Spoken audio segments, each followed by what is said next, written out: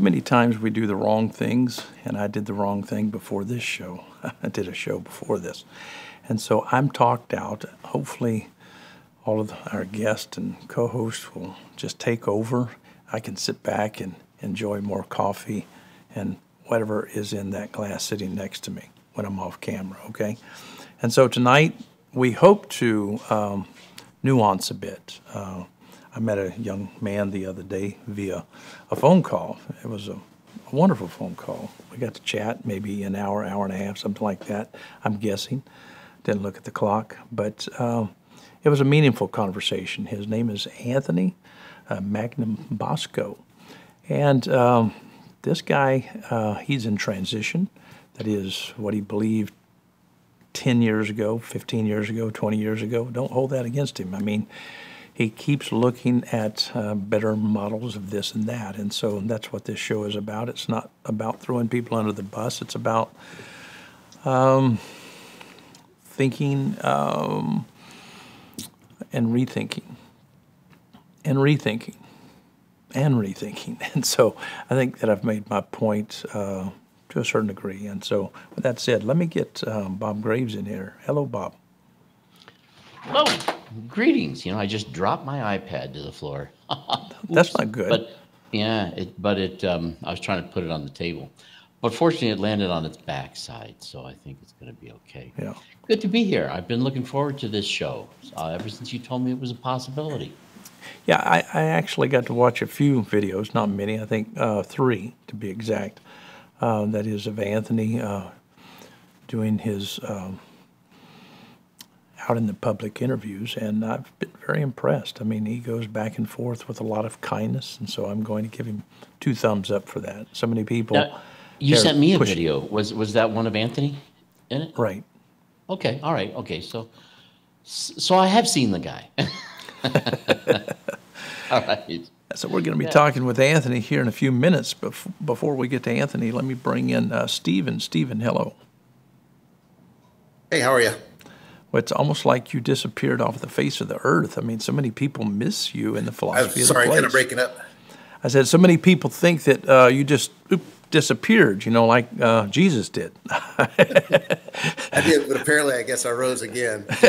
Waiting in 3 days. Yeah, you took a little bit longer than 3 days, but you're back again, and we're so thankful to have you back. You add a lot to the discussion when it comes to epistemology, philosophy, and I really like talking to you about doxastic things, and even I'd like to get into a little bit of the structure of sub and non-doxastic issues when it comes to faith ventures. That would be interesting if we have time enough. But it's wonderful to have you back. Yeah. Thank you. I really appreciate it. I've been looking forward to this one quite a bit. Yeah, it should be very, very good. Diana, it's always a delight. You've got a new shirt on. Yes, I do, Dr. Jones. My favorite baseball team, the Washington Nationals.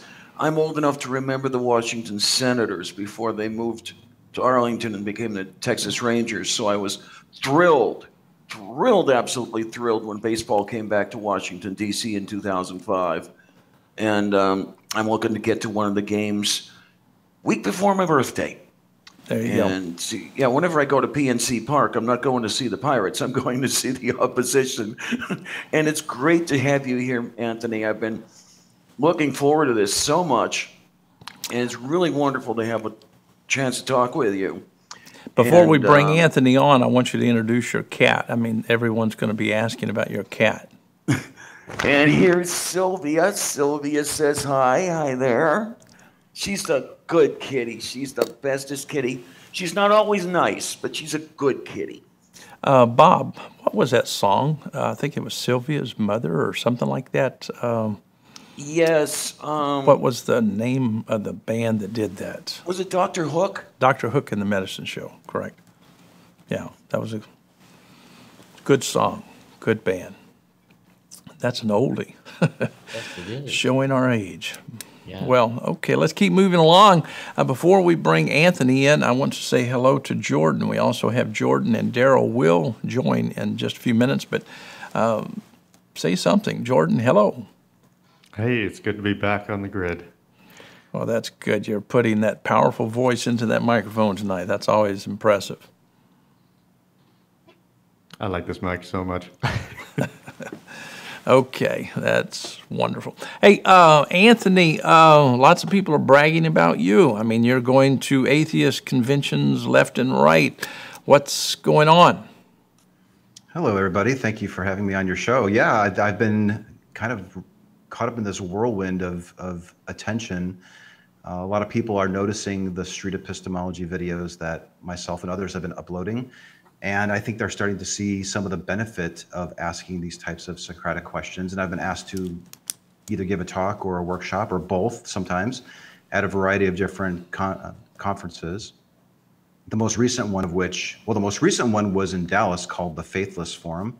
But prior to that was a big one in Oklahoma City, the American Atheist Convention, where close to 800 people, I think, showed up at that convention. And a lot of them for the first time were exposed to this approach, this more friendly Socratic approach of having conversations with people, God believers included. And I think it's catching people's attention. I think they're watching the videos and really they're finding something special in them. And it's really nice to be on your show to talk to you about it as well as your viewers. Well, thank you so much. Before we get into the secondary things, let's get into the primary things. Let's talk about your flowers. Okay, going right for the hard questions. Yeah. Yeah. I mean, those are beautiful. What would you like to know about them? I think Just pull them forward a little bit. I want to see some of those. I mean, those are awesome. I'm afraid if I move them, Okay, don't move them. Just describe I'll them. move them a little closer. Wow. Oh, they smell good too. They really do. Yeah. Love that. Sort of when I go on a live stream or something, I like to have some fresh flowers in the background, and I just like the way that these looked. And hey, this is a big show to be on, and I thought, well, let me get the best flowers that are out there. You know, every time that I take my wife out to eat, I'm judging the food not just by how it tastes. I like to judge it by texture. I like presentation. If they put it on my plate, it looks like hell, I'm going to say, I don't believe in hell, so take it back. And so I'm very, very picky. And so Bob knows. He came to Pensacola, and he put all the chefs here in Pensacola out of business. But he griped too much about the alligator, so we sent him back to New York. He brought 17-degree weather into Pensacola itself. And you'd have to believe in God after that, because Bob is God. You I knew that something was not going to work right. When I first got there, we went to a Chinese restaurant. And I asked them how many flavors of soda they had, and she said, well, she listed them, and there was 5. And I said, well, I'll take a glass where you put a little bit of each one in there, and I'll have a Pensacola. And they didn't understand. Over their heads, maybe. Yeah. Okay, let's funny jump. Because after I'm done on these live streams, I don't just throw the flowers out. They go out on the kitchen table, and then my family marvels at the fact that I just bought flowers for the family. And at some point, I'm going to have to break it to them that I'm actually using it for these podcasts. There you go. Yeah. Have you ever watched the movie The Paper Chase? Oh, that sounds really familiar. Okay, it's an Did old they turn movie. it into a series? Yes, about law students. What was that guy's name? The old guy, John something. I He can't was a even professor. remember the gentleman's name, but it became, I think he won an award for being the best actor in that particular movie, but he claimed in the movie that he was using the Socratic method. I don't think that he was. He did to a degree, but it was like he was repurposing, some terms there. But it was an interesting movie, to say the least. What impressed you? Where did you get your mindset when it came to the Socratic method? Well, for myself, I started having conversations with believers and using the aggressive counter-apologetic approach. Let me show you the evidence that demonstrates how mistaken you are. And when you do that with family members, people that you love, and even strangers that you don't know, you tend to learn fairly quickly that it's kind of difficult to make headway if a person isn't willing to be open to your evidence. So after having damaged several relationships that I'm still trying to repair to this day, honestly, I discovered this approach that was written by a philosophy professor, Peter Boghossian, and he called it street epistemology. where you're using Socratic questioning to challenge people's belief foundation. And I thought, well, if this is an effective way to have a conversation, better than what I've been doing, then I should at least give it a try. And before I did that, I wanted to see examples of people doing it, and there were no video examples at all. And that's what prompted me to go out and strap on a camera and initiate chats with people to practice this method and see if it really had any legs. And 5 years later, as I look back and we see the examples and we see the interest that it seems to be getting, it does seem like there is something there. So I guess to answer your question, seeing the effectiveness of simply asking people questions about what they believe, why, and how they're so sure seems to be a heck of a lot more effective than presenting people with evidence to show that they're mistaken on a view. What would you mean by effective, if I could ask? That's a great question. Yeah. Yeah, so effective in my view is seeing a person slow down to think about their belief, actually watching for those spider moments where somebody, actually looks up into the sky and is like, yeah, that's a really good question. I don't know how I can justify that belief. Them wanting to meet again, them being so enthralled with the questioning that you were using that they want to go out and learn it. And maybe even on that list, not necessarily like my number 1 or number 2, but maybe my number 10th one, my number 9th one perhaps, is if a person realizes that their belief is not based on a solid foundation, lowering their confidence in that belief would also be a success. But it's not. If you asked me that 5 years ago, that may have been my number 1 or number 2. I want to have a conversation with a person, ask them questions, and see them move in terms of their confidence that something is true. But I was just talking to Jordan about this beforehand. Like I think my view and my goals, my objectives have matured as I've been using this method more and more. Now, for the folks at home, Yeah. do I remember that you are not necessarily applying this exclusively to religious beliefs? Do I remember you talking to people about, for example, space aliens or, there was one person I think you had mentioned with whom you were speaking, and that person actually went from a Dawkins level 7 to about a 6.5 as far as her atheism was concerned. She was a less hard atheist than she was before she started talking to you? So yeah, to answer your question, Diana, these days I ask people to pick a deeply held belief that they think is true. 4 years ago, I went right for the God belief because that was my area of interest. So because this approach of street epistemology, I think, can be used for any type of belief claim, position of confidence, however you want to look at it, I encourage people to pick a belief, but I want them to pick something that is important to them, that is somewhat tied to their identity. Because I have had conversations with people who are atheist, and they're like, yeah, I just don't really care one way or the other. Or they want to talk about how paper bags are better than plastic, but they're just not vested in it, and it just doesn't make for a good, compelling, interesting example of this approach. So I try to ask people to pick something that's very tied to their belief. I have had talks with atheists who have moved off of their certainty that there is no God. To answer your question, yeah.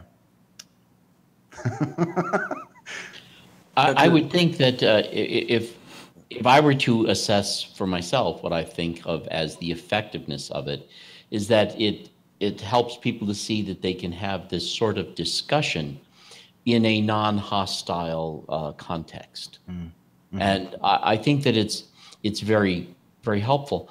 One thing that I do, this may be, I may be the odd man out with this.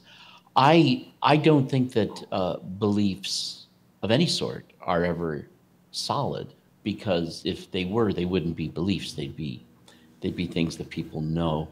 And so, and not that, but I really think that that reason and rationality is much overstated. I think that we have gut feelings and instincts that are based on we don't even really know what, and that we spend most of our effort rationalizing in that direction, defending our unrealized predisposition. And as a result, I would think that no matter what a person's beliefs were that they held passionately, be it political, religious, or whatever, that there would be this moment of, well, and those spider moments, as you say, because I think that we have fooled ourselves into thinking that our thoughts and our ideas are more circumspect and more thought through than they really are. That seems to be my experience too, in having conversations with more than likely over 1,000 people. And I don't upload every conversation, but there are hundreds on my channel. And to your earlier point, I do think that one of the reasons why people are this approach is getting people's attention, not only because it seems to be effective based on a variety of different ways we define that, but it is polite. And people aren't used to seeing, perhaps with the exception of your show, because I've seen your show a couple of times, it's unusual to see a respectful dialogue between parties on sensitive topics, especially the big questions of life. And to see somebody respectfully asking questions and peeling back the layers and the justifications for these beliefs, and to see those moments of reflection and to see it end on good terms. You don't normally see that. And that is something that's woefully needed in the atheist community.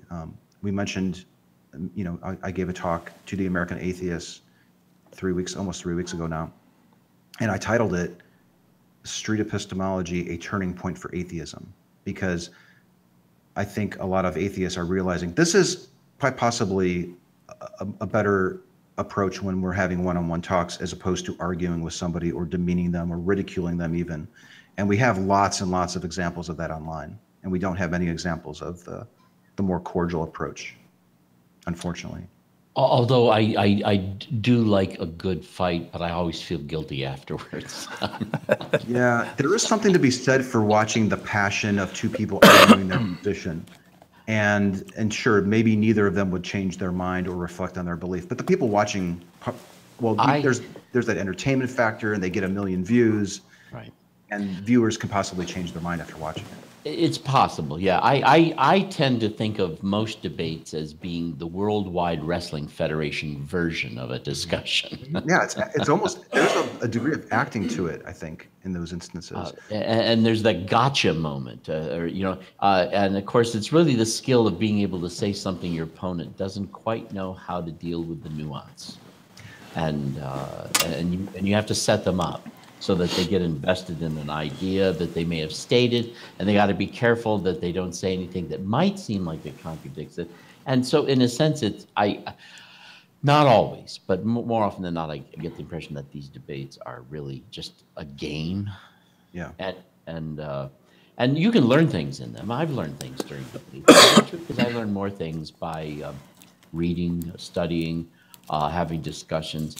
And I usually change my mind when I'm contemplating things by myself after having read or having had a discussion. I rarely am changing my mind in the midst of just such an encounter. Mm-hmm. I'd be a little alarmed if somebody just completely abandoned a deeply held belief after a 10-minute talk with me. And you mentioned talking about gotchas. If you've watched the video of the woman with Joanna, you said that you've watched 3 videos, and I think that may have been one of them. At one point, she says, "Oh, you got me," and she was kind of at a loss for explaining how she could be so sure that her God was real. And when she said it, I immediately thought, "Ooh, I don't want to get you. This isn't about trapping you. This is about helping you reflect on a belief, and then yes, go home and think about it." So, little things like that. I'm not trying to trap or trick people when we're having these talks. I do want them to think about it. And like you said, I think a lot of those deep thoughts come long after the talk is over.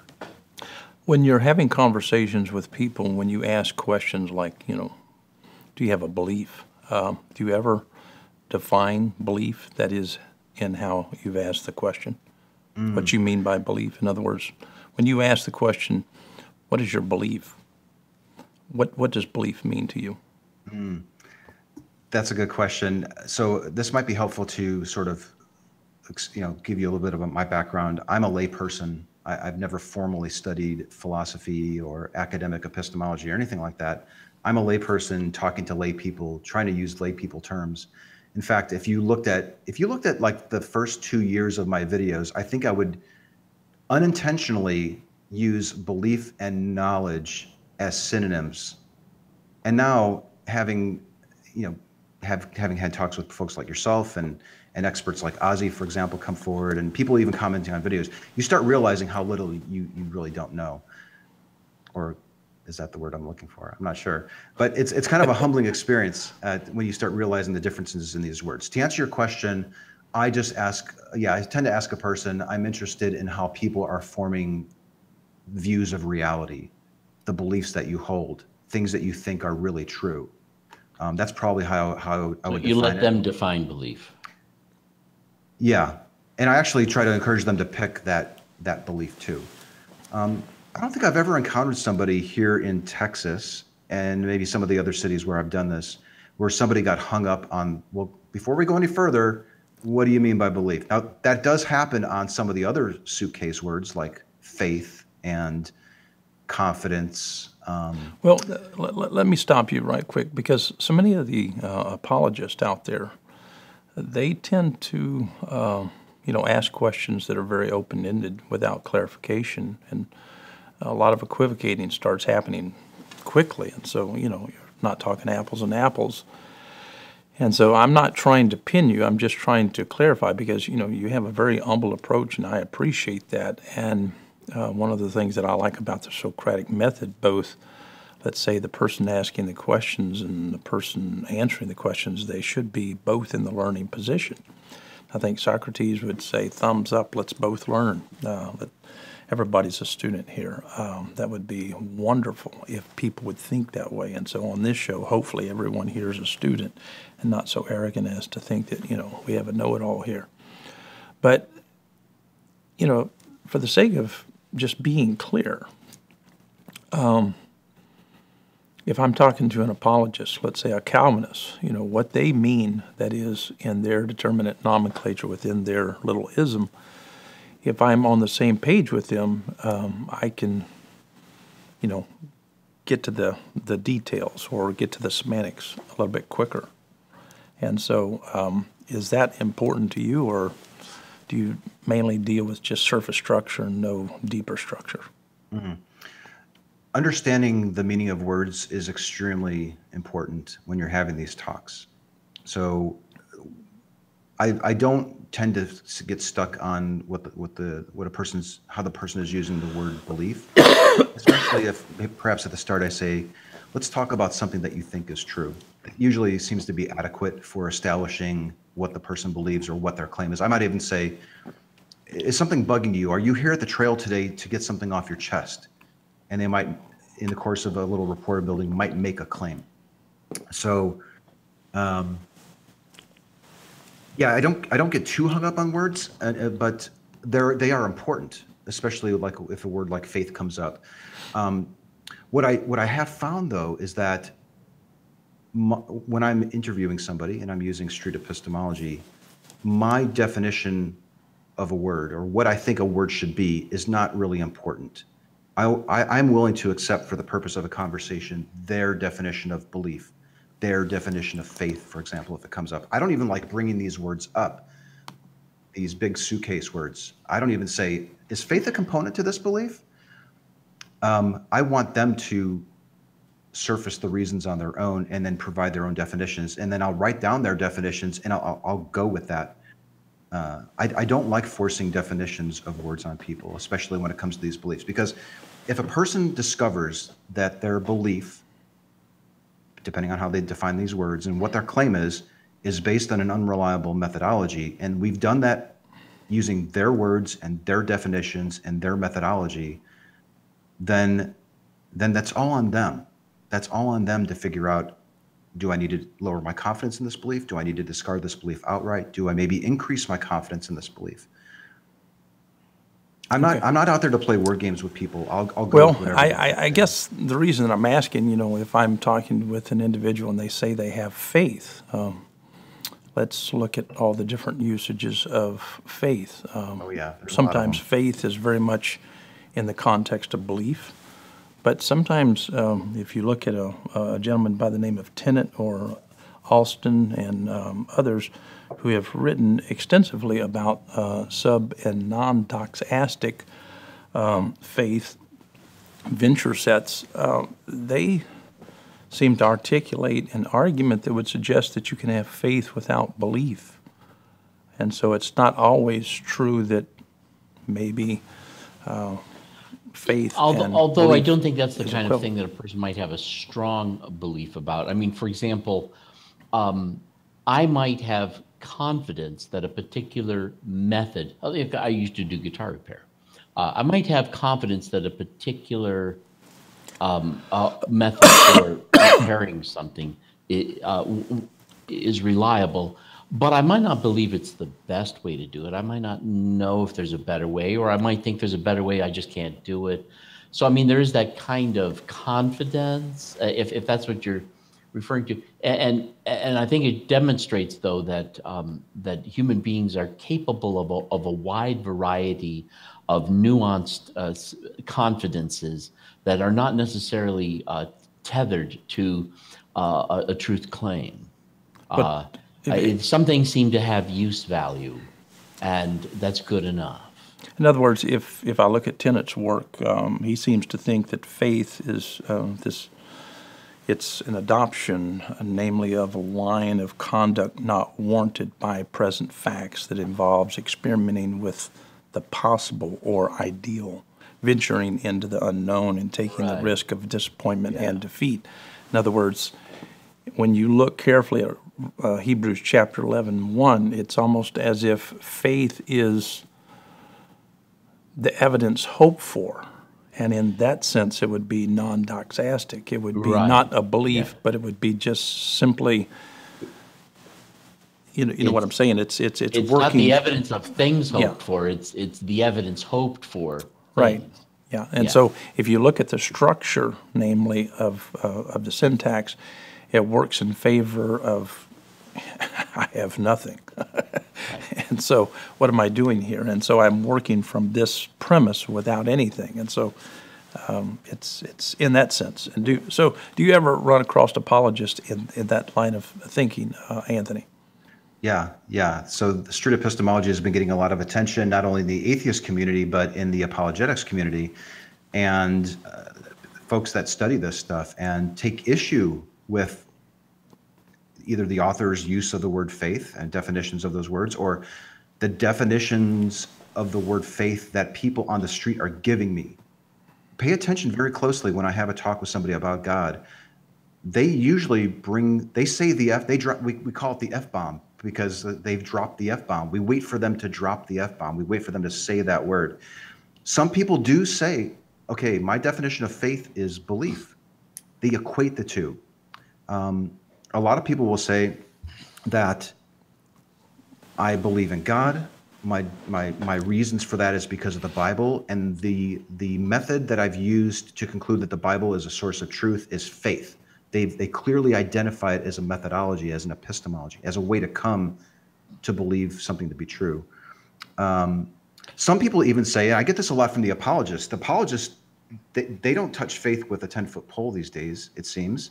It seems more that faith is something that you get after you've believed in the God, after you've seen the evidence for God and you believe it, and faith is this wonderful gift that you get upon believing and accepting Jesus into your heart or something. So it's interesting how this faith is a very, very strange word. I can relate to part of that, in that when now I've always been a person who believed there is a God, but at the age of 18, I went to a fundamentalist college. I don't know that I could say that I believed in fundamentalism, but I was willing to give it a shot. And there's a sense in which I was putting my faith in it. But in that just meant that I was going to give it a try, and put it on for size and see what it did. And so I mean, I really did give it a good try. And if I ran into problems, I tried to see if there was a way of resolving it. And so there's a sense in which I could have used the word faith in that respect without actually claiming that I believed it. I didn't know.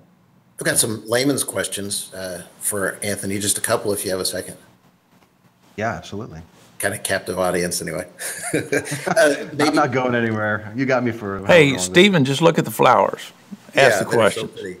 So try and put what you said, Dr. Jones, in maybe some layman's vernacular.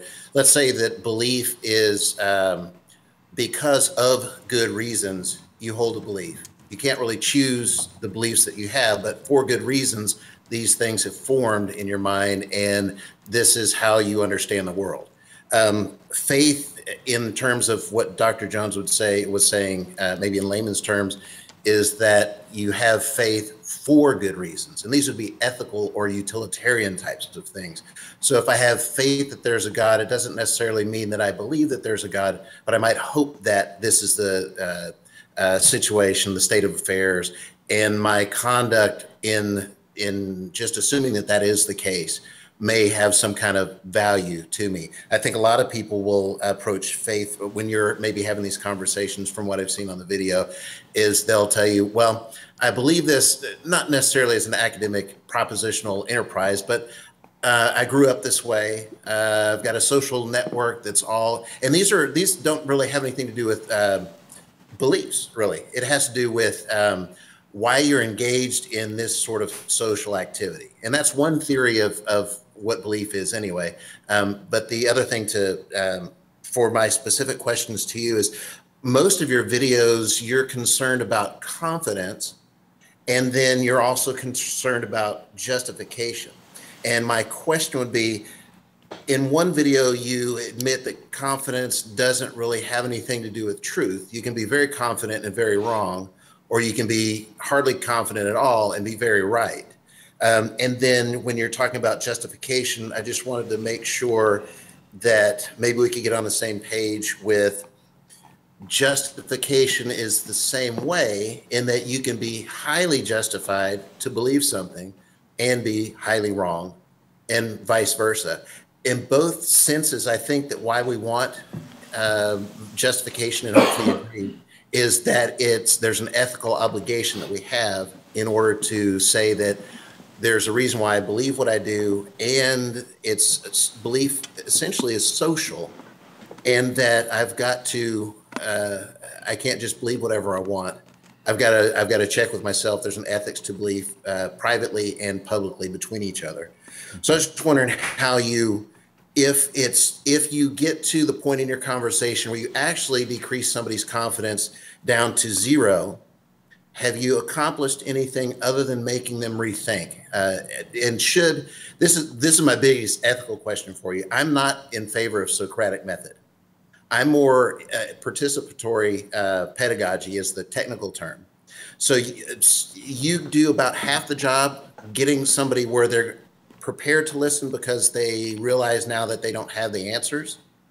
But on the other half is this big missing thing. Imagine going to the boot camp in the military, and they tear you down, and that's where they leave you. So that's a really good way on the other side is maybe, okay, you can have no confidence, but you can have an experience that is affirming to what your faith hopes are, or your dispositions are. You may not be able to justify them, but they are warranted nonetheless. So there's maybe an ethical concern about, you've got them broken down. Now, how do you build them back up, or give them tools in order for them to explore the ground that you've asked them to cover? Does that make sense? Yeah, definitely. That's a great question. There's a lot. Oh, Jordan, did you want to jump in on that? I just wanted to note, I do have something to say on that, but go ahead, Anthony. Okay, so there's a lot there. Just really quickly, if I can remember, I was jotting down some notes. I didn't forget, but I'm horrible at this. That's why I jot stuff down. Very quickly, we're interested in what a person believes and how confident they are that it's true. That's in the meaning of words and all that. Yeah, can you assign a level of confidence to your belief? Then we like to get into the reasons or the justifications to see if the belief is warranted.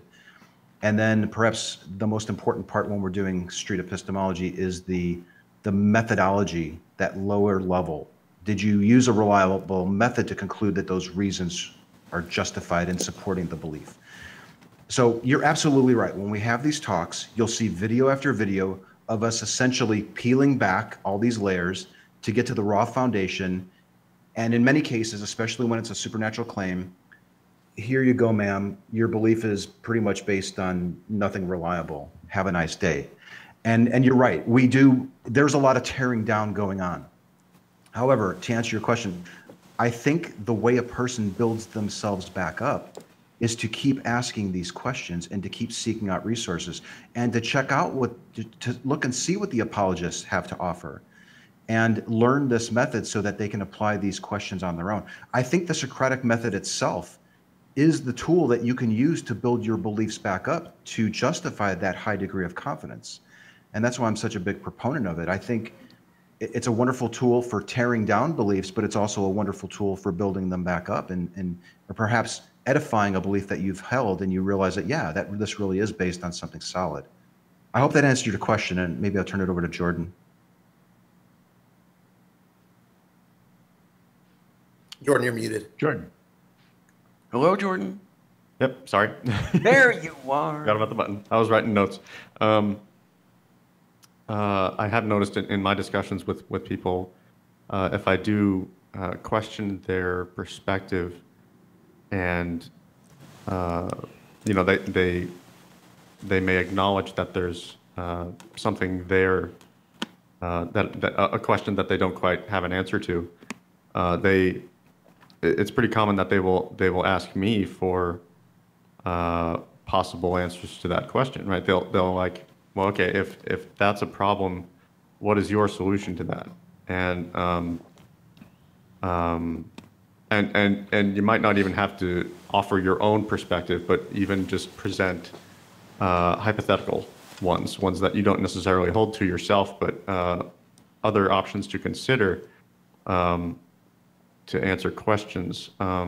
So the SE would get them to a position where they are open to other perspectives, and then if they invite you to, you can offer your own or offer them other positions to consider.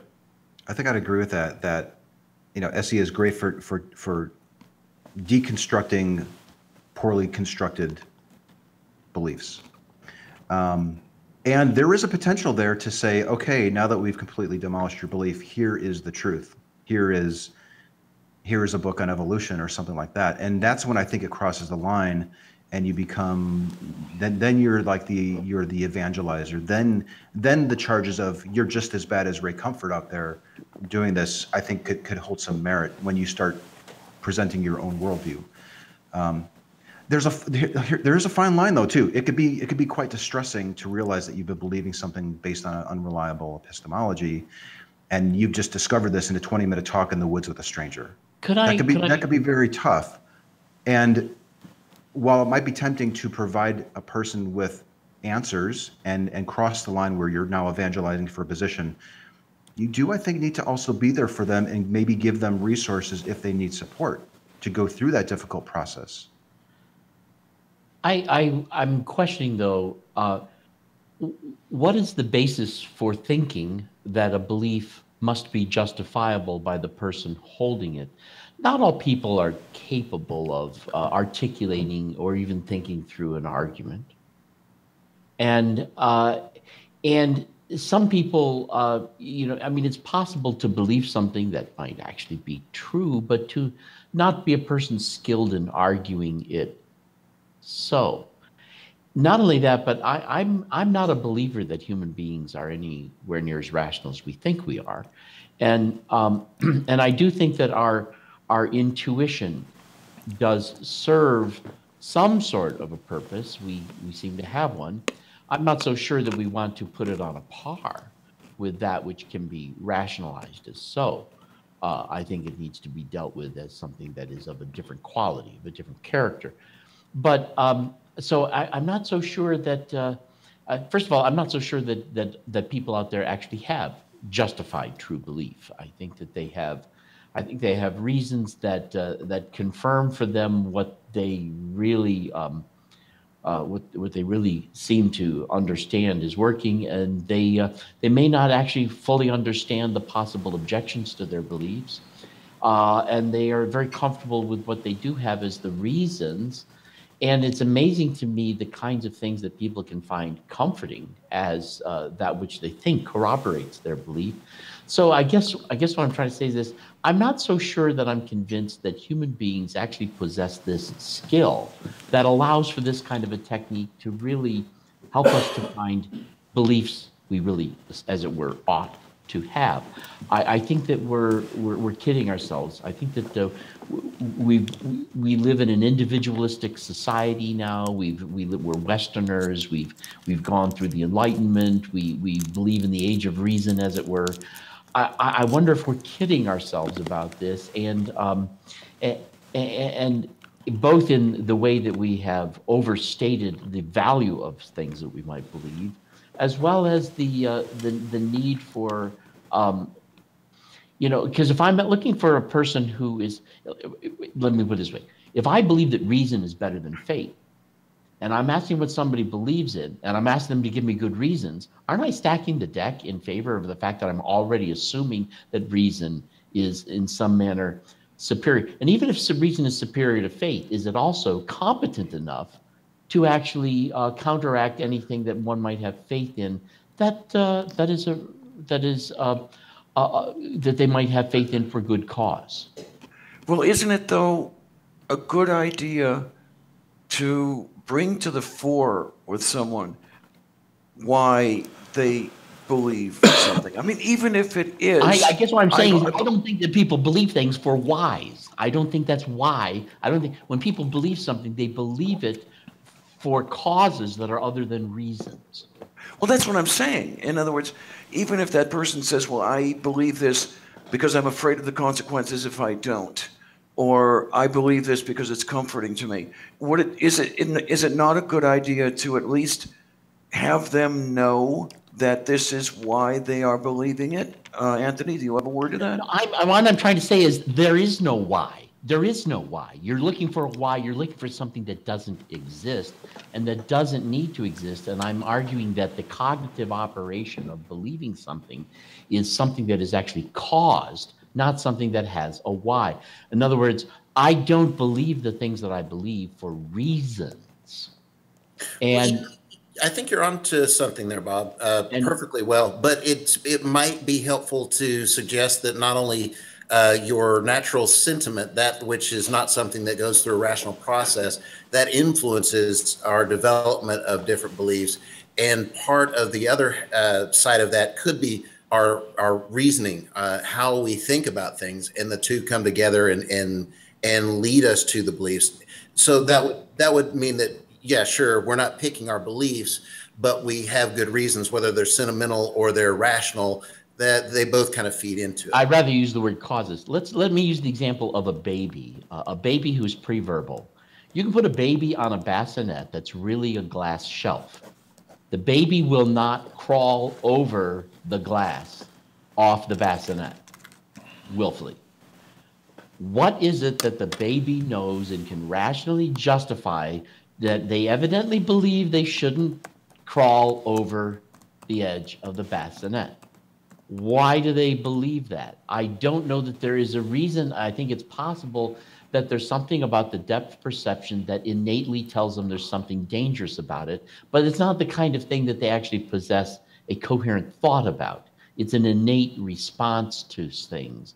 And I'm thinking that it's quite possible that a lot of things that people believe is somehow the resonating of something that might be within them that's innate. And they will never be able to articulate a reason for it because it's not based on a reason. It's based on some sort of innate resonation.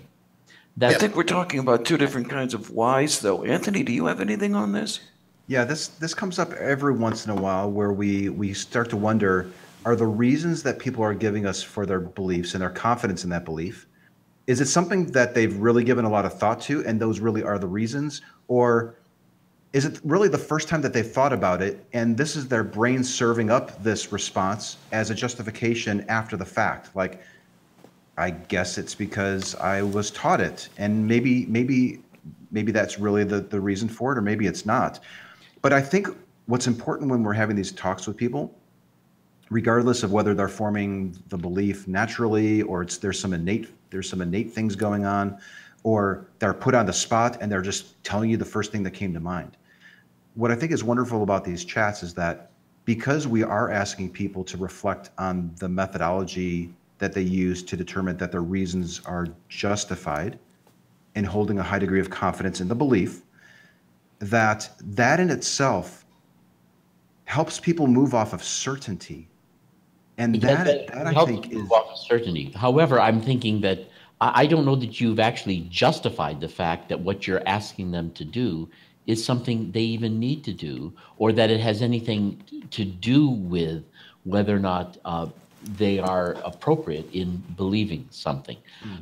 It's that what I'm getting at is that I think that there are some beliefs that we have that are probably, whether they're even true or not, part of just human nature.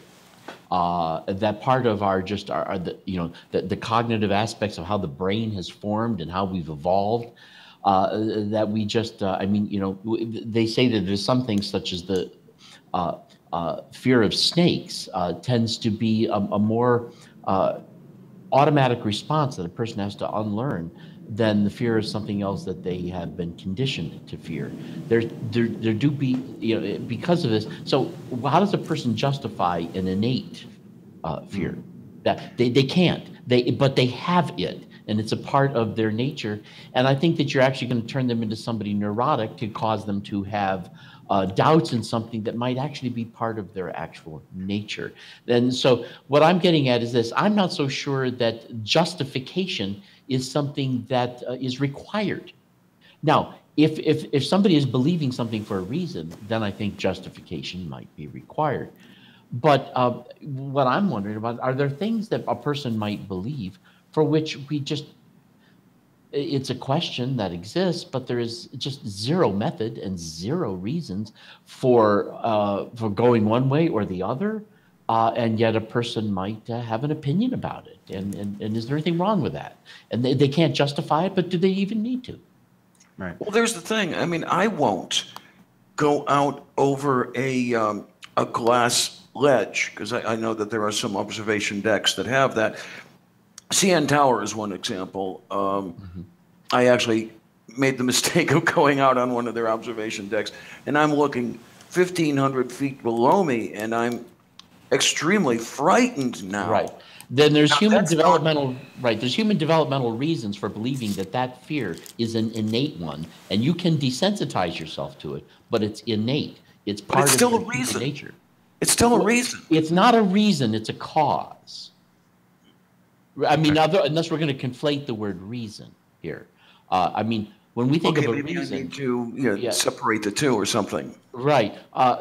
There is a cause for something. I mean, when a piece of wood is balancing on a fulcrum and the wind comes, the wind causes the piece of wood to fall, but there's no reasoning going on. The piece of wood isn't saying, "I think I'll fall now," So, yeah, but isn't it a good idea for me to know that I'm not going out on that glass ledge because I'm afraid of it? And now that I know that I'm afraid of it, and that's why I'm not going out there, now I can start to deal with it?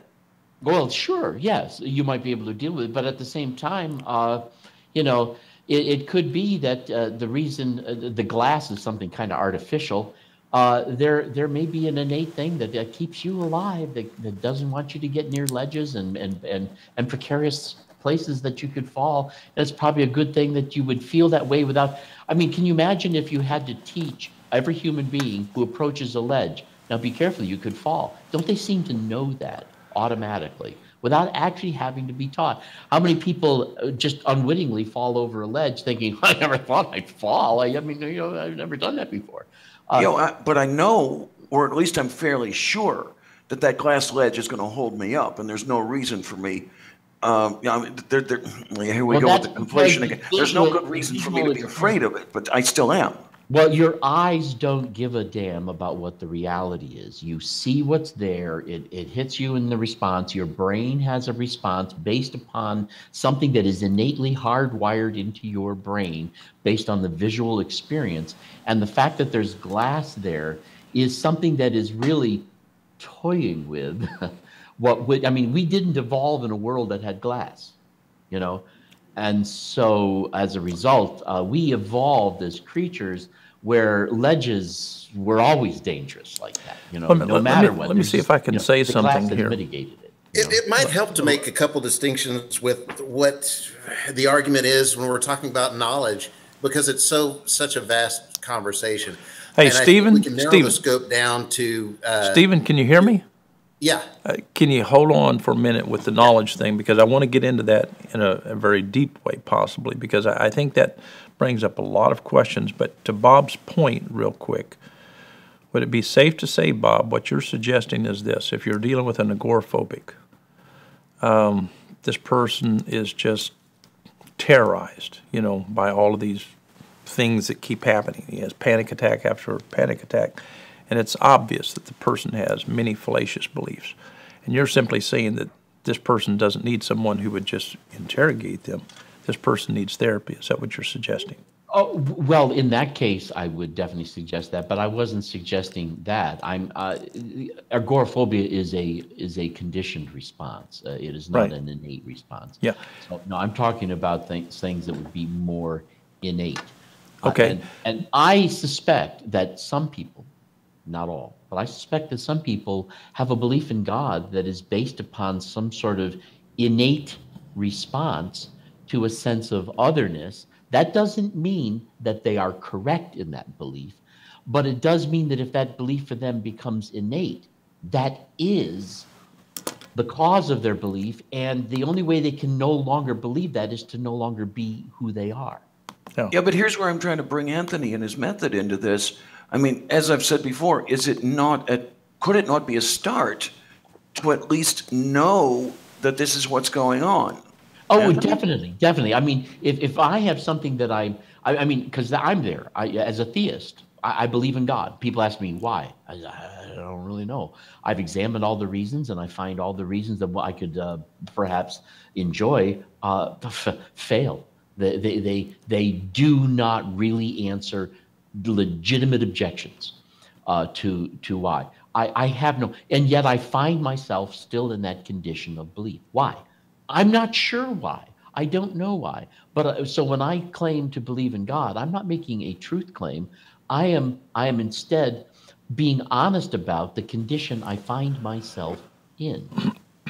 Anthony, how would you deal with that, Anthony? Okay, I just have to just really quick. I think the snake thing is not innate. I think that's a learned thing. I think I just read an article about that. There's debate on that. I may or may not be right on that. Yeah. But without regard, there are certain innate. Yeah, right. So there's so much there. Yes, okay. For myself, I want to be able to have good reasons for the beliefs that I'm holding, especially ones that I have a high degree of confidence that are true. So for example, being invited on the show, I had a fairly high degree of confidence that I was invited on it and that it would be happening today. And I have reasons for that. I had an 1.5-hour conversation with Michael 3 weeks ago or so. There were various texts leading up to this just to confirm the time, and with other people. I saw posts on Facebook. These are all things that verified my confidence that we would be meeting today. Sure. I don't. But isn't that anecdotal? Isn't that anecdotal? I mean, I'm not arguing that kind of faith never happens. It sure does. Sure it does. I'm just saying that I think that there are some things where that doesn't apply, and I'm wondering if that's that when we get to something like God, where we lack any method for proving or disproving God, is it possible that we're really that we're now dealing with an area that where we don't really know what we're talking about, either for or against. And so are we really getting somewhere? Or are we just as we can take certain natural ideas and desensitize a person to them, the person who learns to play poker is oftentimes somebody who's learned how to hide their their facial expressions. And it takes practice to do that and determination. So, I mean, I don't know. I'm asking the question, Sure. I think it's okay if someone can't vocalize, the reasons or causes for why they believe something, I think that's okay. But we do like to use SE to pose the question of why, and at least it inspires them to think about it, hopefully. Which is good, yeah, because I consider myself, well, you know, I have to define it because many people who define this differently. I consider myself a hard agnostic. I not only don't know, I believe nobody knows, and I believe it's impossible to know if there is a God. I believe there is a God, but I don't know that, and I think that that what I would have to have access to know the answer to that question is something that is beyond the capacity of being human, and I don't have it. And so therefore, I'm a hard agnostic in that sense. I don't know. I can't come up with a good reason. And I know that also I'm pretty confident that I can't come up with a good reason not to either. Although there's a lot of silly beliefs out there. I don't hold those silly beliefs. So that's kind of where it's I'm kind of coming like from. it's like a raw sense that you have, and it's a very strong one. yeah, almost like what people try to describe as qualia, where you can't communicate with someone else. It's definitely a qualia, and I've used it. In fact, I've talked about a theoqualia. You know, yeah. I've coined that. It's ever since I was a young child. I've had this sense of presence, and I had that before I even knew anything about religion. And when I went into religion, I tried to relate that, and I actually came out of religion because I found religion was so absent of what this qualia that I had, and I understand that qualia could be funny blood chemistry. I understand that could be what it is. From my perspective, if I discovered that I was believing something that profoundly impacted how I behaved and how it affected my life, and it was based on unreliable reasons, whether I made up those reasons on the spot or these are reasons that I've sincerely thought about for the last 30 years or something like that, I would significantly lower my confidence in that belief being true. It could still be true, but my confidence would decrease. And I would hope that other people, my presupposition, I think, is that people do want to believe true things. Many people, some people don't. That's their problem, and I think, and I would actually poo-poo that. I think that what an arrogant thing. You know, you can know true things, but when you believe things, you're guessing. You know, and so let's accept it. When you believe things, you're out on a limb, and just live out on a limb. It's okay. You know, you want to believe true things. Well, don't we all? I suppose, but that strikes me as kind of silly. Some people don't. Well, yeah. Well, I do want to believe true things, and if something was not true, or I found I had a poor reason for it, I would not believe it as much. I would be less confident that it being true, and that is a humbling discovery, Bob, to realize that there's very little that I probably know, and I need to be more open and not be as certain on these things, because it impacts how people vote and what they want taught in schools and what they want to teach their kids as being true. Oh, definitely. And that's why I am very much opposed to the dogmatic approach to all this. I would say that my belief in God is firm, but my knowledge of it is extremely non-existent. And as a result, the last thing in the world I'd ever want to do is feel like somebody ought to believe in God, or if somebody doesn't believe in God, I have no problem with that. I mean, how can they? If they don't, they don't. And I certainly can't give them any reason to do so. I can't, and I wouldn't want to. You know, so just be yourself. And if it seems to emerge, wonderful. And if it doesn't, that's wonderful too. And you know what? I could be wrong. So therefore, I'm not the least bit evangelical about it, but I guess what I'm trying to say is I think that this is a question that I feel for me has come to the point where it's divorced itself from the questions. I've pursued the questions, and I've found it to get me absolutely nowhere, no matter which direction I really try to take it. So that's me. Now, the truth is, very few people are there like where I am. We can each be in a unique place. And I think there are a lot of people who have a belief in God that has been learned, acquired, socially part of what they've done, something that used to make sense to them for ridiculous reasons. And when they find this out, I think it is quite natural and appropriate for them to kind of grow out of that belief. Absolutely, yeah. And I think Oh, let me just say the last thing, and I feel like I'm saying too much here, but the fact that I've come to this position where I'm at is part of what I think is a good thing for me to have realized that, having pursued all the possible reasons and not reasons, and that's how I got here, by really looking through these things. And so those questions really did help me, but they never robbed from me belief, ever.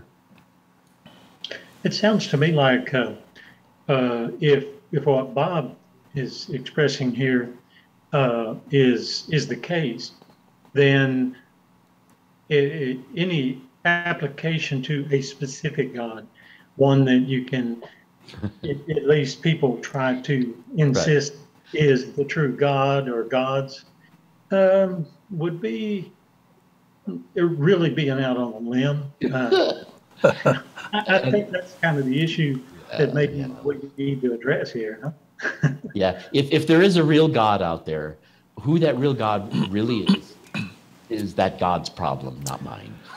I'm not the least bit interested in it. That's what I tell my mom too, who's worried about me. That put that responsibility on the God to convince me, please. Don't put it on yourself. Oh my goodness, I so agree with you there, because given the fact, and of course I think that where you were at, you know this well. All of the reasons you hear, you can clearly hear on reasons why it isn't really that's not without its problems, and it seems to me that some of the things that people believe about God, if this was going to be a problem, how derelict and irresponsible of God to create a life form for which there are these consequences about something that just cannot be demonstrated. I mean, that's so irresponsible. I don't like that kind of a notion, So yeah, if somehow it's important for you to believe in God, then that's God's problem, not yours. Yeah. Let me jump in. I can't talk very well tonight, but you guys are forgiving me very well tonight. Thank you. Anthony has said over and over again, and I want to bring Stephen in. He stated, I want to believe what is true. And when he said that, one of the things it reminded me of, you don't remind me of Cy at all, but one of the things that Cy kept pushing on this show was, how do you know? And so the word knowledge came up.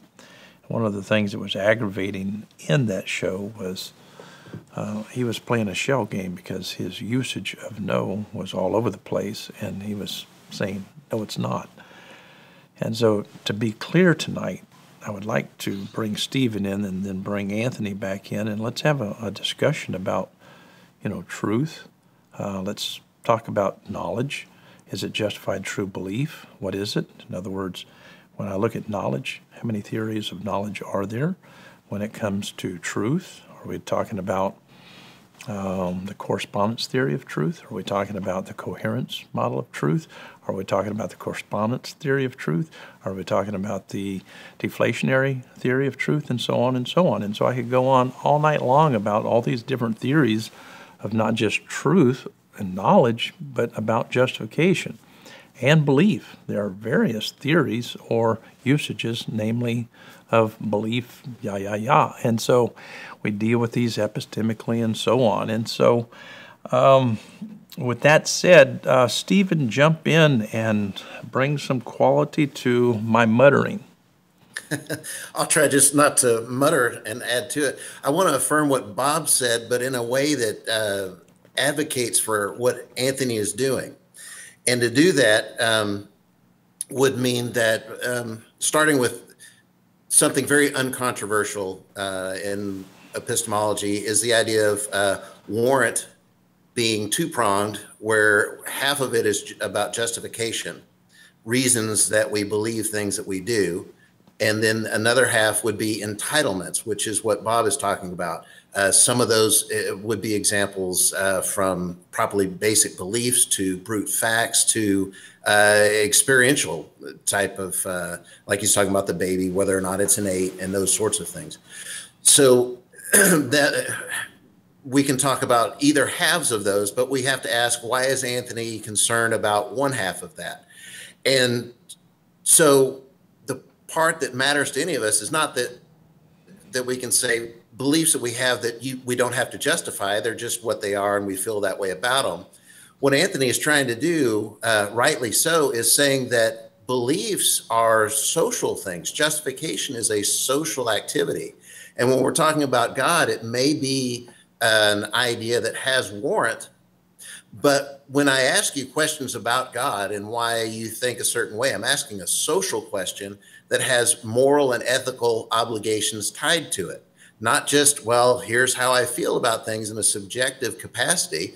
As he said correctly, we're going to make laws from these beliefs. We're going to issue textbooks and different styles of learning based on these beliefs. And when Anthony is asking someone for their justification, if someone is going to say that they believe something confidently, they have to, as a social, not as an epistemic duty, it is there, an epistemic duty does exist, but as a social moral obligation to say, here's why this is the case, which gives me justification for saying these are the behaviors that we are all going to adopt or assume under that. So those are two ways to talk about things. When we talk about, I think the way I would see Anthony would be is that he is with something called RTB, reliable true beliefs rather than justified true beliefs.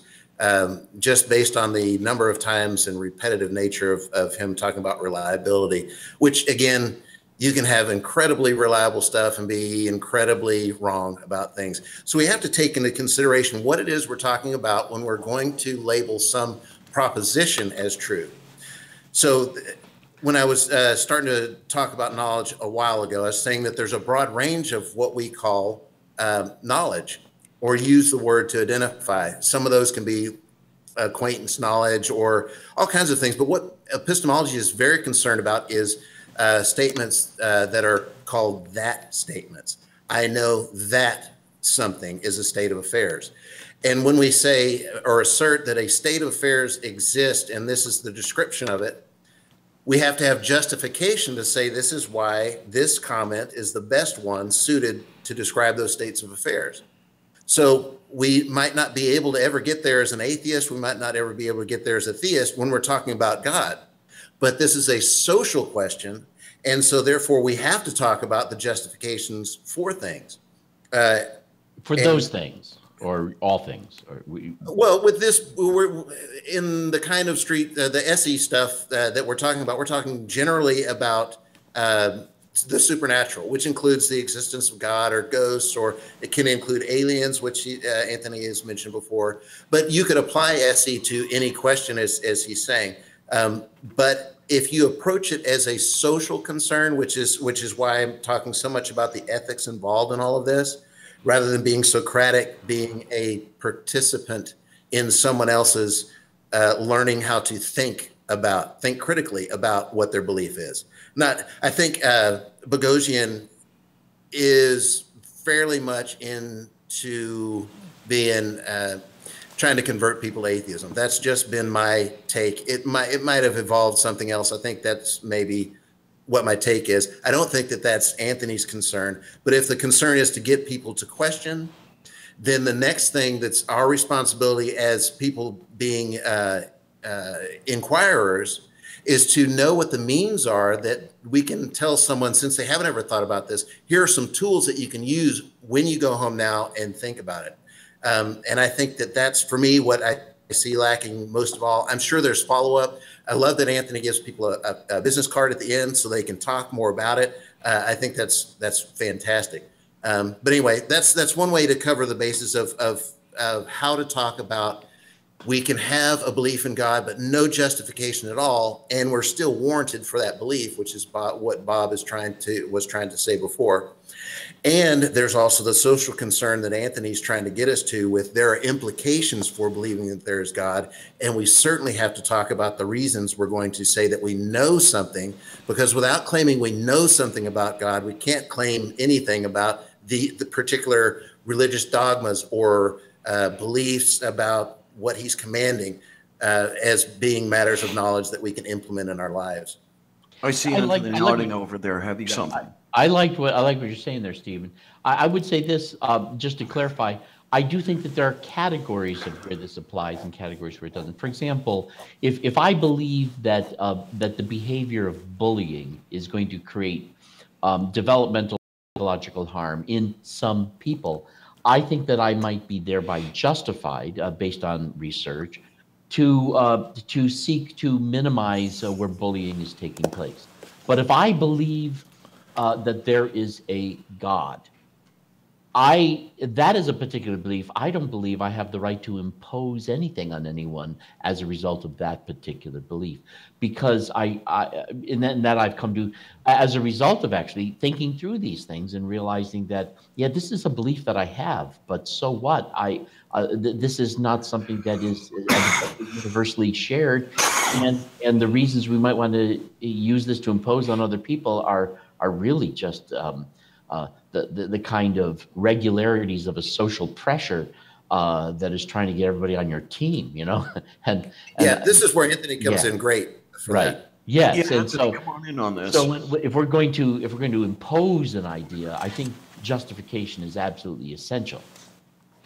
Yeah, Anthony, that's my motivation for having these conversations. This is why I go out in my own community, because, and I love how you frame that, Stephen, in terms of that, like a social concern. Yes, people are entitled to believe what they want, but their beliefs do have consequences. The woman who cuts my son's hair at one point was someone who I ran into on the trail, and she had some very strong views on karma. It's important for me to be in a community where people are striving to believe true things. I would define true as that which that which comports with reality. And I'm interested in people who see truth as these are fact claims. These aren't preferences or opinions. There are so many people, I'm sure you run into them as well, folks, that they view truth as subjective, and it's just what you want to believe to be true, and everyone can believe whatever they want. Yes, everyone can believe whatever they want, but they go a step further to say that everyone can believe whatever they want, and those things are literally true because they're believing in them.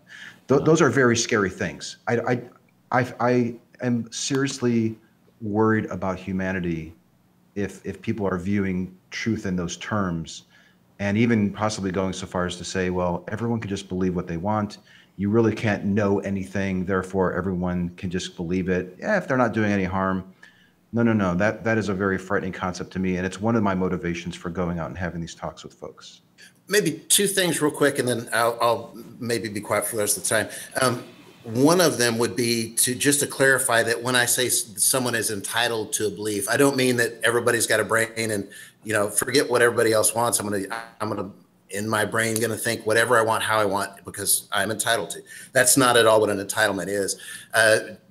In layman's terms, if you have a belief that you're powerless to reject, then says Dretzky, you have to accept it. Meaning, if I am so compelled to the idea that there's a God, there's nothing I can do to resist it. It would be inauthentic to reject something that I so strongly believe. So that would be something like existence. It would be lots of different things, and God would be included as one of those. So I don't mean that because I want to believe in God or I want to believe in aliens, I'm entitled to believe in aliens. That's not at all. I got you. Thank you for clearing that up. Yeah. And then the other thing, and this is for me putting I'm not going to do it in a Socratic method, but I'm going to start Socratically and say, what is it that comports to reality? Because there's only reality and then our ideas about reality. So what is the tie between our ideas? Because it's nothing in the world. This is all mind dependent. It's our ideas comporting to what reality is. So that I'm kind of, I could ask that as a question, but I'm stating it as something that should be fairly obvious. And then I'll kind of leave it to you to figure out why it is that justification plays such a big role in tying ideas to sentences that we claim are about states of affairs. Oh boy, I'm not even sure where to start with that. Can you form that into a question? Okay. If something the truth is something that comports with reality or corresponds to reality. It's not reality itself. So the question is, what is it? It refers to reality in some way, right? What is right? It's a description of reality. It's an interpretation of reality. Yes. Okay. Who knows what reality is? Right. Yeah. Yeah. And yeah, so I guess if you're asking me, like, how would I determine if something is true or if something is real, I suppose it would be something that other people could verify that is happening, that this is testable and repeatable and consistent, I suppose, would be some things off of the top of my head. It's one thing for data to be true and another thing for an interpretation of the data to be true. And you can always find people who will agree with an interpretation and people who won't. And it's quite possible. But that's determined based upon the hermeneutic that you use, Bob. Exactly. Right. And how do we know which hermeneutic is really the? I certainly would say that nobody has the right to decide that something is true just because they believe it. I mean, that's kind of putting the cart before the horse. Obviously, if you believe something, you think it's true, but that doesn't make it true. And in fact, although I don't believe human beings have anything other than an interpretation of reality, I do believe that reality is something independent of me, and it is the case that which is the case, even if I don't know what it is and I don't possess the ability to even grasp it well. So, I mean, I do believe in an absolute truth. I just don't believe that human beings have any real. Our knowledge of truth is limited to our own capacity to appreciate, to understand. We're the smartest creatures on the earth as far as we know, at least the way that people are talking. But I have to doubt that we really possess the skills or the aptitude to really understand reality for what it actually is. I think that we might be going too far with that. But at the same time, I do think that that in a social situation, we have to recognize that I think we do great harm to each other when we try to. I suppose this is something human beings like to do. I don't know why. Somehow, if I believe something, I seem to need to surround myself with other people who agree with me. Right. And that's unfortunate. But one thing I did want to say here is this. I do believe, though, that some people, as Stephen was talking about, there are things that I might resonate with so strongly that I cannot authentically reject it. I do think that some of these people who say, well, I have the right to believe anything I want, I think that attitude is actually a defense mechanism for when people have been attacked for things they cannot help but believe. And I also think that a lot of the silly ideas out there, when I hear atheists say that, well, Christians believe in the God of the gaps. No, they don't. I've never met anybody who believes in the God of the gaps.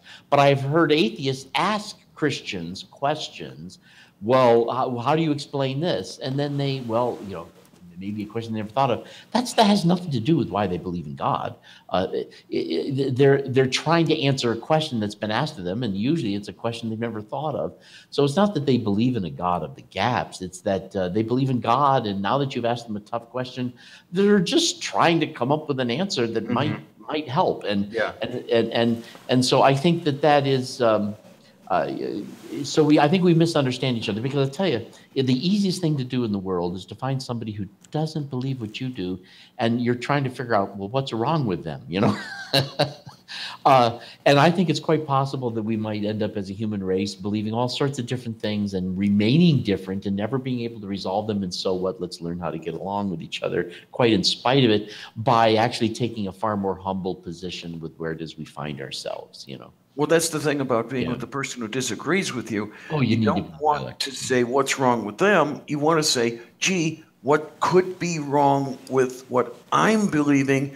And I think that's where Anthony comes in. Right, yeah. And by the way, I want to tell you, I watched several of the videos after Dr. Jones showed me, and I liked the idea. I thought it was great. And I think that getting people to think about this I see it as very useful. Perhaps I see its use value a little differently than you do, but I thought it was very useful. And I think being confronted so that I see where I am raw even if I find that that's where I'm left in a raw place, I'm comfortable living in a conundrum. I'm comfortable not having a knowledge of something that I wish I could have, and I can't. And I'm not one of these people who wants to believe things that are true. If something's true and I can know it to be true, then I might be able to know it to be true. And if I have beliefs, I certainly think I can falsify some of those beliefs. But, I'm not going to kid myself that anything that I happen to believe is therefore automatically going to be true, or that I'm going to invest myself in it. But I do live my life in a way where my sense of self is very much affected by my belief in God. Anthony, please step into this. That was one of the hidden surprises of going out and conducting this street epistemology stuff, is that little did I know that the person that I would probably be changing the most was myself, because you do tend to become much more humble in what you claim to believe and what you claim to know. I have a profound respect for believers today than I ever did when I was going through my angry atheist phase, and even past that. Like, you understand how unreliable these foundations are, and I'm just as capable of being in that position. And you tend to have a little bit of empathy or sympathy for humanity, even not just God believers, but everybody, that we're just trying to do the best that we can with the limited information that we have, and try to live good lives. And personally, I like to strive to believe true things. I know Bob probably, I suspect Bob I sympathize with the desire. I do. I'd like to do that too. I just lost all faith that can really be done. To me, it gets circular. I get to a certain point and I just can't go any farther. And what's beyond that point is outside the ball of my awareness, and I just can't go there. So Anthony, let me ask you a couple of questions. Does this resonate with you? If I said to you, I have a perspective of truth, not truth itself.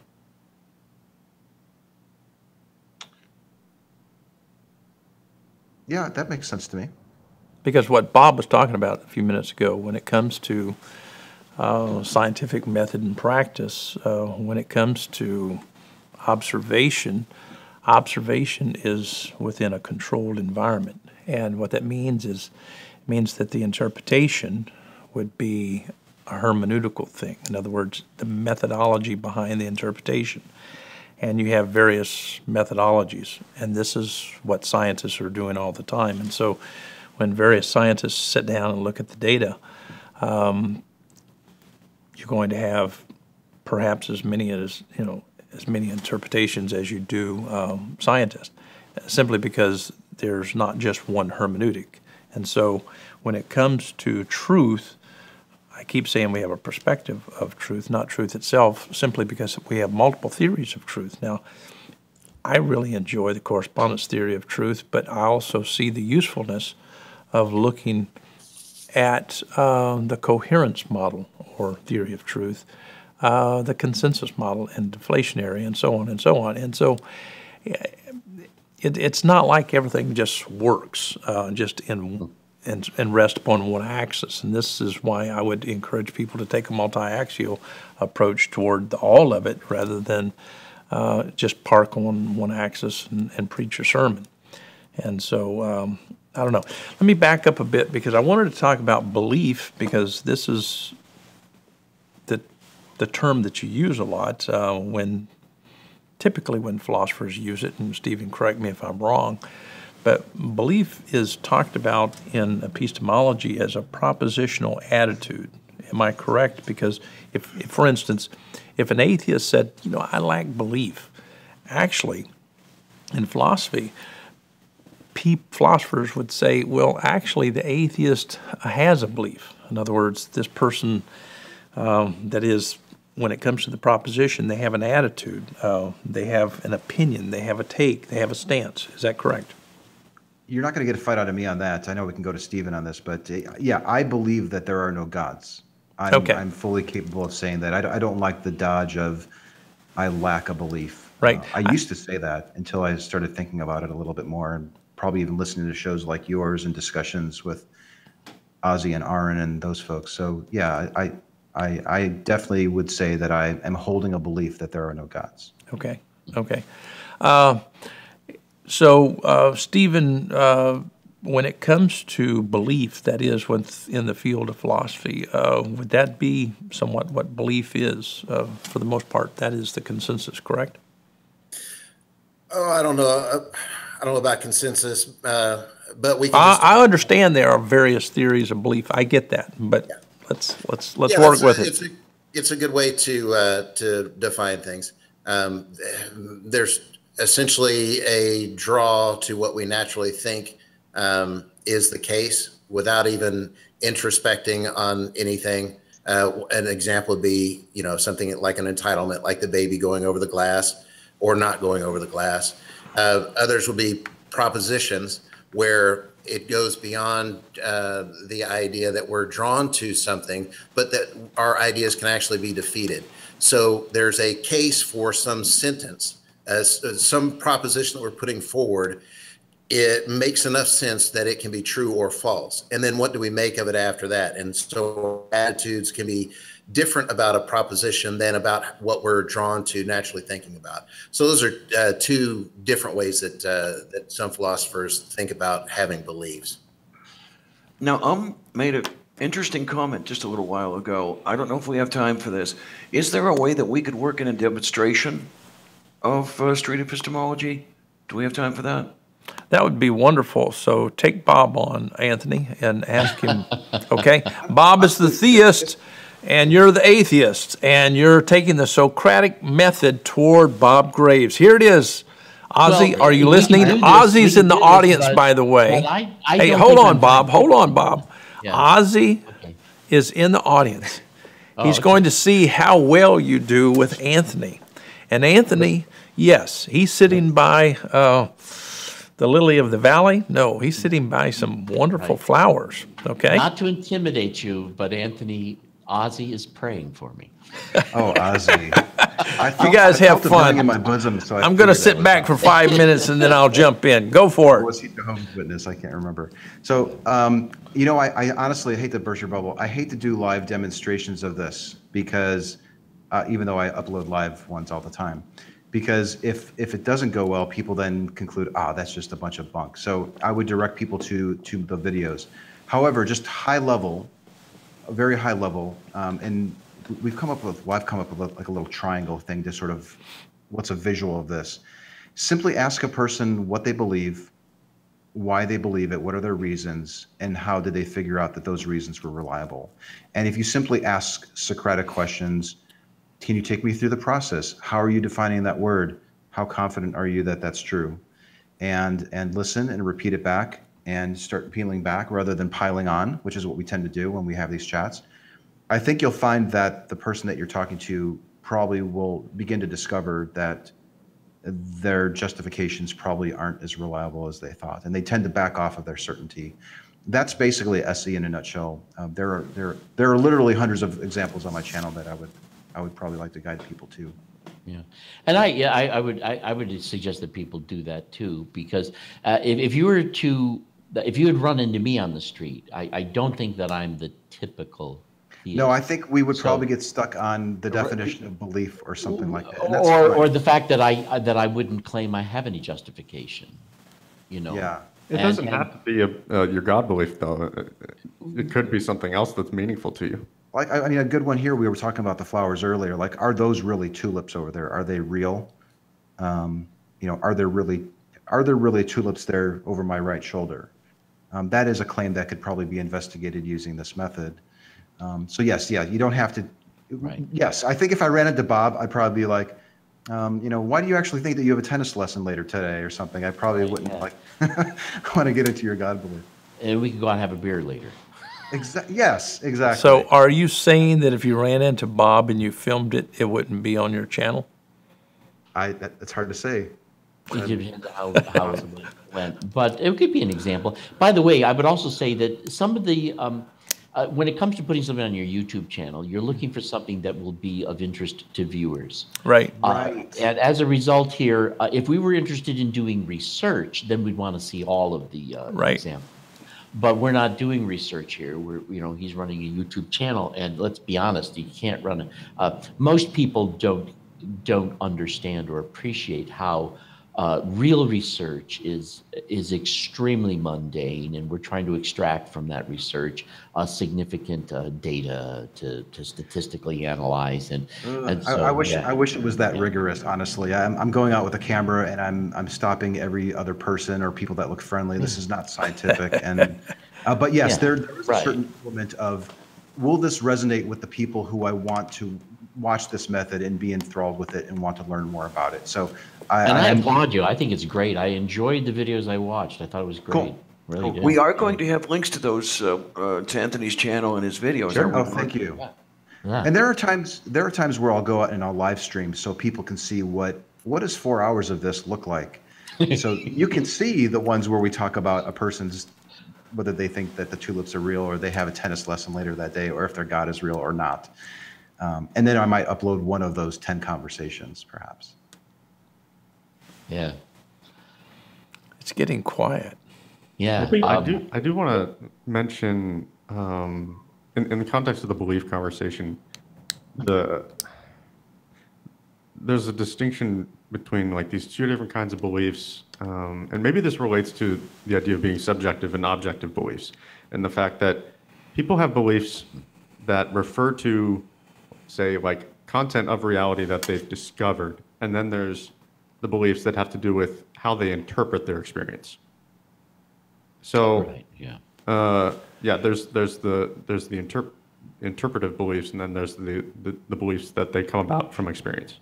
Yeah, I mean, that's true. There's a big difference between representationalism, dispositionalism, interpretationism, functionalism, and so on. You've got many categories, and this is what I keep trying to nuance, and I'm not speaking well at all tonight. And I tend to call those things working beliefs. I'm going to work from this. Yes. It's really that's why language is what we are working with, and this is why I would argue for clarity. If I could offer anything of value that is to you, Anthony, I would encourage you to be as clear as you can with people, because I think that that's the honest approach, to give them something to work with. If they seemingly go way over here, go with them and try to work where they are. So many times I've had people. Go ahead. I was going to say, sometimes we encounter people who, well, maybe like I was when I first started, I would conflate belief and knowledge, and I just never really gave it a lot of thought. We've even started, we just uploaded a short 3-minute conversation or a 4-minute conversation. It wasn't my talk, but somebody else who's going out and doing this. His name is Reed with Cordial Curiosity. He had a 4-minute conversation with a woman who, he said, I'm going to make a claim, and let's just talk about how you can determine if this claim is true or not. And he made 3 claims: one that he owned a car, one that he owned a Ferrari, and one that he owned a spaceship. And it was this wonderful, friendly little back and forth. And in the end, I think she had a better understanding of expressing certainty and being a little bit more humble in claiming what we don't know and what it would take to change my mind. So sometimes you run into a full-blown expert, an academic who's studied epistemology, and they're a theologian and they know the Bible inside and out. And sometimes you might stumble into a person who's never critically thought or was given those tools to begin with. So to your point, Michael, I think, meeting a person where they're at is extremely crucial, and this isn't about beating a person down or trying to make yourself feel better. You have to set your ego aside, and this is about honest conversation to help understanding and to possibly have both parties walk away with having learned something. The most transformative aspect of SE, I think, for those that have practiced it, is the fact that the first step to SE is getting to know what someone's perspective is, and that is a way of kind of practicing empathy, right? Exercising your theory of mind a little bit, and that's, I think, what gradually shifted our perspectives about why we do it. How arrogant to assume that you're using the words that I'm using, and these meanings of words, we're going off of my definition, and you're just using it wrong. Like, that's just getting off on the wrong foot, and that's not going to really help anybody understand each other. So I love the approach, and it seems to be catching on. And yes, I think it's catching on in the atheist community, and we seem to see it spreading outside of it slowly. But this isn't just an atheist thing. This is a tool that I would love to see everybody here using it, and all your viewers who are watching this, regardless of where you stand on the big question. And especially Aaron, we'd love to see that. Aaron and Anthony, video 2. Maybe we can make that happen. I don't know. Well, I would love to have both of you guys on this show. That would be wonderful, because Aaron, when it comes to faith, pistis, if I get into a conversation with him concerning what the ancients, their usages of pistis, he's not going to go there. He's going to stay with one thing in mind, because it's as if he wants to win something, as in checkers or chess, instead of trying to look through their lens or through their eyes. I just don't get it. And so that's why I'm trying to encourage you to, go where people are, work with them instead of against them. I think that's a better approach. I'd like to make a prediction based on an observation. I predict that this show is not going to be a very popular one, because it's not very heated. Seems like there's more concern about communicating and doing it in a kind way than there is arguing. And all I can say about that is that anyone that would rather have all the arguments and the bickering and the I'm right, you're wrong, must not have ever experienced what we're experiencing here this evening, because this is so relaxing. It's so enjoyable to listen to one another, respect one another, and actually learn something. Yeah, welcome to my YouTube channel. I don't have a lot of subscribers, and I don't have a lot of views, because I think the content is generally pretty calm and respectful, like you see here. And that's kind of a sad reflection, I think, on humanity, like where we're at. We're drawn to the fight. We want to see people arguing and duking it out.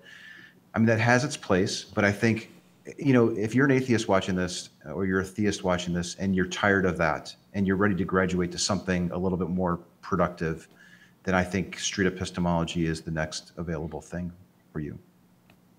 Thank you for reminding me. I checked to make sure that I'm subscribed to your channel, and yes, indeed, I am. Yes. Yay! Thank you, Diane. I'm glad to have you. Okay, we're going to get into final comments tonight. Sure. Daryl, what say you? Did you enjoy the show? I did, and I kind of just made mine. I mean, I don't know. To me, it doesn't get much better than this.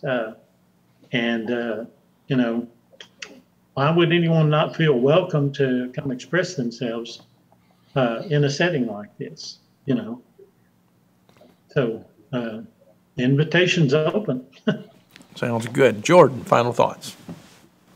In Stephen's blog on his first thoughts on street epistemology, he talked about how he prefers using a pedagogical approach, where it's two interlocutors that are taking on an attitude of learning. And I definitely agree with that. That's precisely the way to do SE well, is to have an open mind, to be open to learning, to revising your perspective. And I've mentioned this actually here on NCG before. I have a personality, I think, that is very conducive to teaching. And so that's where SE really resonated with me. That's what drew me in when I saw the effect that Anthony was having on his interlocutors. And I think that's what you'll notice among most people that adopt SE, is that the fact that it allows them to have honest and civil conversations with people in a way that they hadn't done before.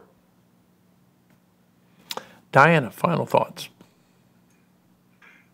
I am really, really happy the way this conversation has gone. personally believe that street epistemology can be a very useful tool to allow people to examine their beliefs and see, see if they want to keep them or revise them. And street epistemology is not a final product as far as I understand it. It is evolving. It will continue to evolve. One thing I'd really love to see is a street epistemic conversation about street epistemology. How's that for a meta-analysis? That's pretty good. Pretty good. Stephen, what say you? Final thoughts. Oh, goodness. I try and do a good job of tearing folks down, but what I really want to do after that is build them back up. And that usually means helping people understand through the questioning of what they believe, what it is that they believe and why it's important. And once they figure out what's important to them, whether it's social binding, like for religion or whatever, then they can take on the question without being so fearful that everything for them is going to change. They'll understand which aspects of, let's say, religion lead into the thing that's most important, because it's not the religious experience, it's a social experience.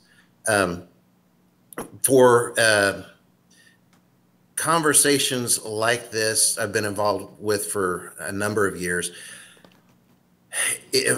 my concern is, and which is why I got out of Facebook, is because I just started tearing people down. Stopped building people back up. Well, let me just put it this way. What I would try to do for Anthony, if it's at all possible, is arm him, or he knows the apologists and how they're going to come at him, but might not know a good way to counter and might discourage him from what he's doing. So this would be what I'm clumsily trying to explain, is that he could experience the same kind of experience someone would have when he's talking to them doing SE. I don't want that to happen to him, because I want him to know a fuller range of how to think of any problem, so that when he runs out of justification, he can admit to what are just the ways he's in particular set to look at things, and then what matters about the kinds of questions being asked, so that it's less threatening for him when he's essentially being attacked by an apologist. So the idea for both of that is analogous, so that he's aware when he's doing his SE thing that he's not doing the same thing that he would like to disarm apologists from doing. So it's kind of like my getting rid of Facebook for me is all analogous to, I don't want to do to Anthony what I think Anthony might have a tendency, without even knowing it, to do to people that he's engaging with, which is he's coming in with knowledge of a subject that people probably haven't listened to or even thought of before. And that's very, somebody definitely has the upper hand in those conversations. And with that upper hand comes a higher degree of responsibility. And this is where I get off of the Socratic method, that it's more about participation, his participation in why he's asking this social question to another human. And if it's just so that they lose confidence, then you need to do something else. But I don't really get that at all from Anthony. So I just want to applaud him and say, keep going forward with what you're doing, and think about the full picture of the ethical scope of what happens to a person when they do question their beliefs, especially very dearly held ones, and then how maybe you could be an aid to them thinking through it and solving their own problems. That was good. I just read one of the comments as you were ending, and it said that Trump's orange hair is awesome. Discuss. Nice, That's funny, Bob. There. Come on. I mean, Trump's orange hair. Stay focused, viewer. Come on. I tell you what, I'm having a hard time.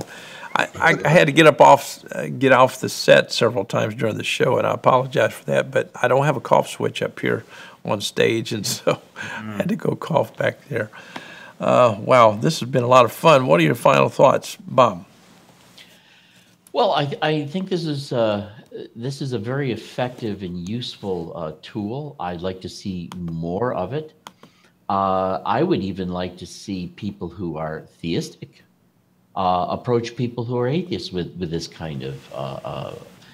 I'm sure that there's going to be atheists out there who have rather firm and solid beliefs, as well as atheists who are going to discover that they're not. And even as Anthony mentioned, that he found that that this was in some ways humbling. It toned down his attitude, which actually brought him into more of a pluralistic, cooperative attitude. I would say this, that I think that that I would also want to say that I think there's many methods out there that we can use to grow and teach and to discover ourselves, because we're all, we are a multiplex. Like, being human involves numerous axes of person development, of identity and sense of self and what's important. If you were to go to different cultures and say, complete this sentence with in 5 different ways, I am, and then in different cultures you're going to get a whole different set of responses for, I am a person who plays guitar, I'm a professor, I'm a husband, or you might get people talking about such things as well, the way people think of themselves in response to that question will be different from culture to culture, with a different emphasis. Some will be talking about what goes on inside of them. Others will talk about their role that they play in the earth with other people.